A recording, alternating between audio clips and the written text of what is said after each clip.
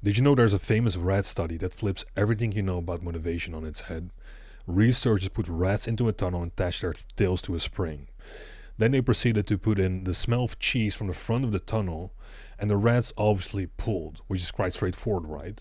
But on the second time around, they did not only waft in the smell of cheese from the front, they also wafted in the smell of a cat from the back.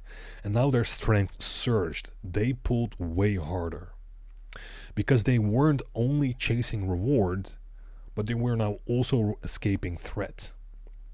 And humans are no different. We don't just need something to run toward, we need something to run from. The most powerful fear is not failure. It's the life you'll have if you never even try. So let's get right into this training. So let's take a look at the double engine of human motivation. Most men just wait for inspiration, but inspiration isn't what motivation consists of. Real motivation isn't just spurred on by inspiration of a goal or dream or the cheese in this example. Because as you know, these cats were running towards the cheese, but then when the cat was introduced, they pulled way harder. So the cheese is reward,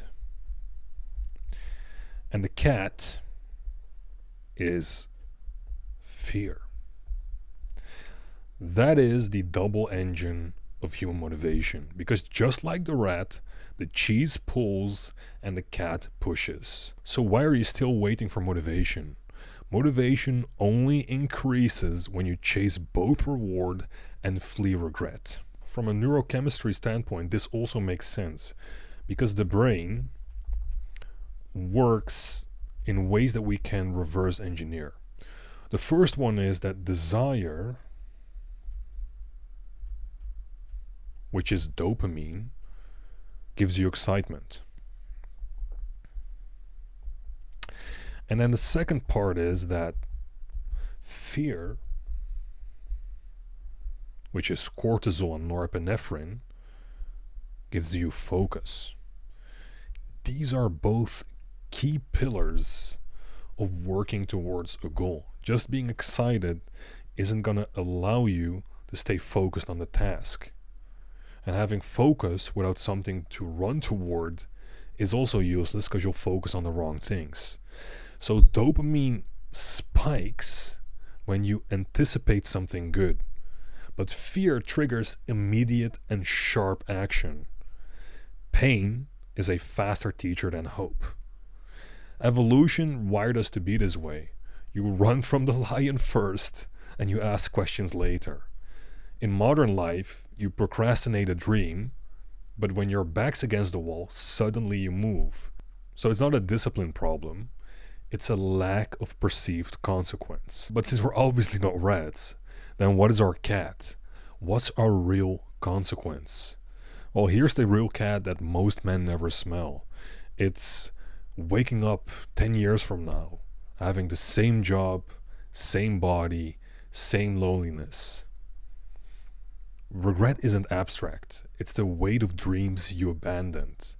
It's the what ifs, the regrets, because you don't fear failure, you fear embarrassment. But long term, it's regret that will humiliate you the most. The cause of not trying becomes your real prison.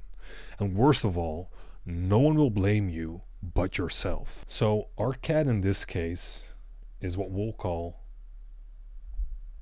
hell. And our cheese is what we'll call heaven. These are your most important pillars in moving towards the life you want and stave off the life that you don't want. I want you to sit down and make these 2 pages, one for hell and one for heaven.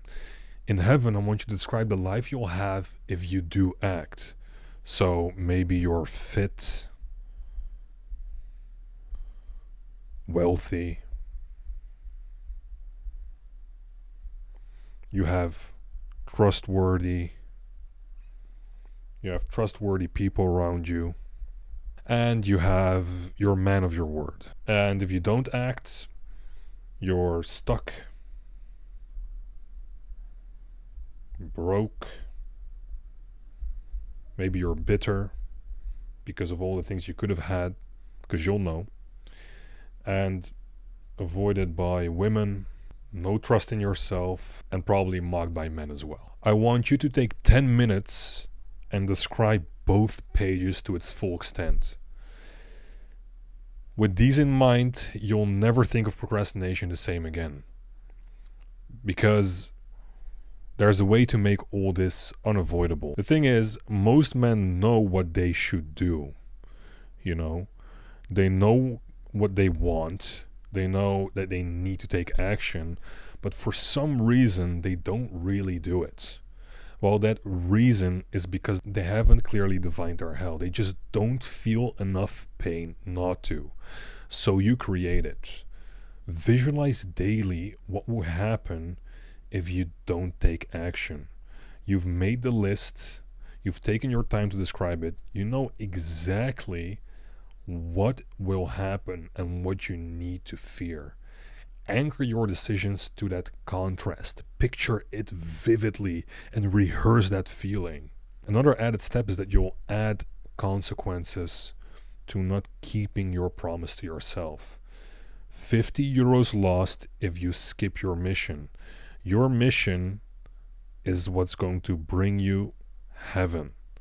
This can be your life, but only if you take action and follow your mission. So because you've clearly defined this, you know exactly when you deviate from the actions you need to take. Introduce micro consequences. $50 lost if you skip your mission. A friend tracking your habits or promises, and a habit tracker that you never break. Build momentum, keep that streak. The moment you don't keep that streak, you can instantly see that's consequences in real time. That keeps you on your toes. It keeps you accountable. You can't just willy-nilly want a certain life, want that cheese and expect things to work. Nah. If you want to be extraordinary, you have to be out of the ordinary. You have to be the exception. The only way to become exceptional. So heaven doesn't come without hell. If staying the same costs nothing, you'll keep paying the price. So remember that fear is not the enemy. These days we live comfortable lives, we live in our comfort zone, and fear makes us feel uncomfortable. But it's something you should run towards for that exact reason, because you don't want to live in your comfort zone. Fear is your compass.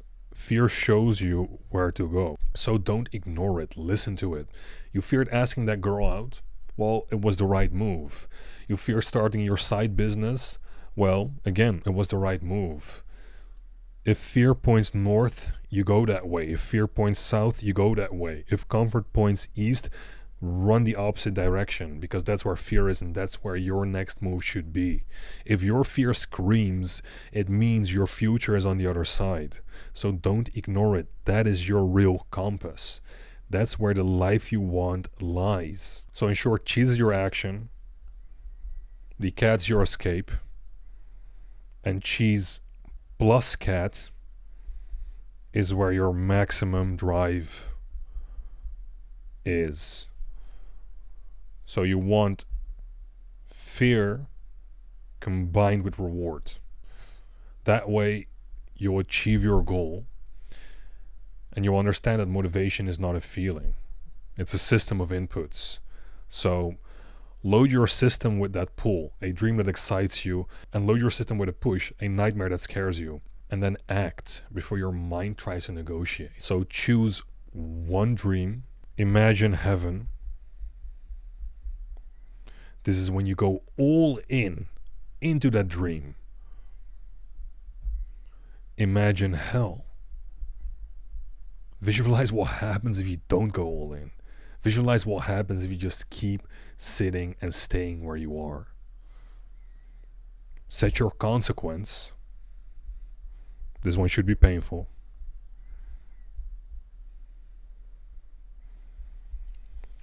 If you're not good at keeping consequences on your own, again, involve a friend. Then that person will keep you accountable. And last but certainly not least, move. Today, not tomorrow. That's how you become the man who doesn't flinch. Because you realize fear is something you should run towards. And staying the same would cost more than the risk. And be sure to let me know in the comments what the dream is that you're going to work towards. I really do want to know. If you found this video helpful and you want more of them, like, subscribe, let me know in the comments. See you in the next one.